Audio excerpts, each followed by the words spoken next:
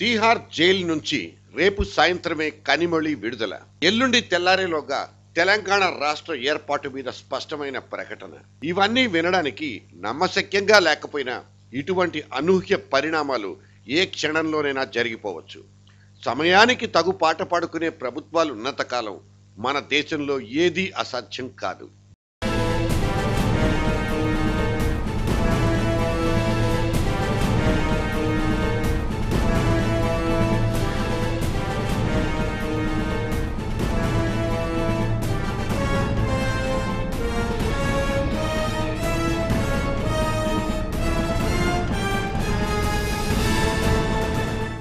మన్మోహన్ సింగ్ లెక్కలేసుకుంటున్నారు. 7 ఏళ్ల నుంచి సంకీర్ణ బండిని నెట్టుకొస్తున్న ఆయనకి ఈ కూడికలు తీసివేతల బెడద తప్పి చావడం లేదు.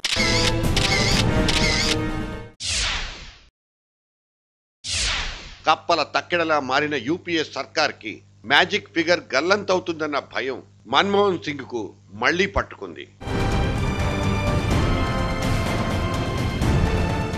నెత్తి మీద మందమైన తలపాగా ఉండబట్టి సరిపోయింది.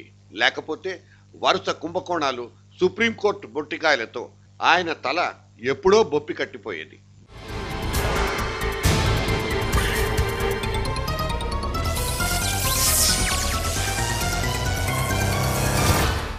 యూపీఏ వెంటబడుతున్న 2G రొచ్చు ఇప్పుడు దయానిధి మారన్ దగ్గరకొచ్చి ఆగింది. తాను టెలికాం బ్లాక్ లో ఉన్నప్పుడు ఉద్దేశపూర్వకంగా ఫైళ్లను తొక్కిపెట్టి ఎయిర్సెల్ కంపెనీని వేధించినట్లు సిబిఐ తప్పుపట్టడంతో మారన్ ఇప్పుడు వెలగబెడుతున్న టెక్స్టైల్ మినిస్ట్రీకి రామ్ రామ్ చెప్పేశారు. ఇప్పటికే రాజాకు కనిమొళికి ఆతిథ్యమిస్తున్న తీహార్ కారాగారం ఇప్పుడు దయానిధి కోసం ఎదురు చూస్తోంది.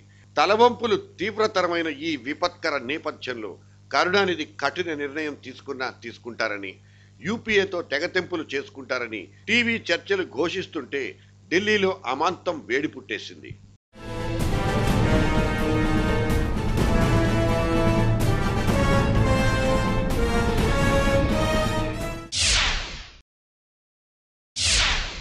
(2004) కంటే 2009 ఎన్నికల్లో బెటర్ పర్ఫార్మెన్స్ చూపించామన్న సాటిస్ఫాక్షన్ ను యూపీఏ ఈ 2 ఏళ్లలో ఎప్పుడూ ఎంజాయ్ చేయలేదు. 19 సీట్ల మమతను, 18 సీట్ల కరుణను, 9 మంది ఎంపీలున్న పవార్ను పక్కన కూర్చోబెట్టుకున్న మన్మోహన్ బలం మాత్రం మ్యాజిక్ ఫిగర్ కిందే వేలాడుతోంది. ప్రభుత్వం 5 ఏళ్ల పాటు ధీటుగా, ధైర్యంగా నిలబడాలంటే 274 మంది ఎంపీల స్ట్రెంగ్త్ కంపల్సరీ. 1-2 సీట్ల చిన్నా చితకా పార్టీలు, ఇండిపెండెంట్లు ఇస్తున్న భరోసాతోనే మన్మోహన్ స్టాండ్ ఎట్ ఈ సిచ్యువేషన్ లో నిలబడ్డారు. లేకపోతే కూల్చివేత కార్యక్రమం ఎప్పుడో పూర్తయి ఉండేది. మొన్నటిదాకా బయట నుంచి మద్దతిచ్చిన మాయావతి అసెంబ్లీ ఎన్నికల సందట్లో రాహుల్ గిల్లి కజ్జాలతో బాగా బేజారెత్తిపోయింది.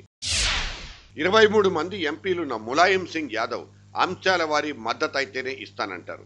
అవిశ్వాస గండం ముంచుకొచ్చిన ఏదైనా బిల్ పాస్ చేయించుకోవాలన్నా కనీస బలం లేకపోతే మన్మోహన్ కు తల కొట్టేసినట్లు అవుతుంది. సరిగ్గా టైం చూసి కొట్టినట్లు మన తెలంగాణ ఎంపీలు రాజీనామాలు సమర్పించుకుని ఒంటికాలి మీద నిలబడ్డం నంబర్ గేమ్లో జోరును పెంచేసింది.